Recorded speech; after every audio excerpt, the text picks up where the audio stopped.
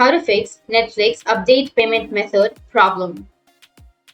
So if you're facing a problem with Netflix update payment method, then what you need to do is just follow the steps. First, you need to open up your Netflix app, which is like this. Once you open up your Netflix, you need to log in if you're not logged in automatically.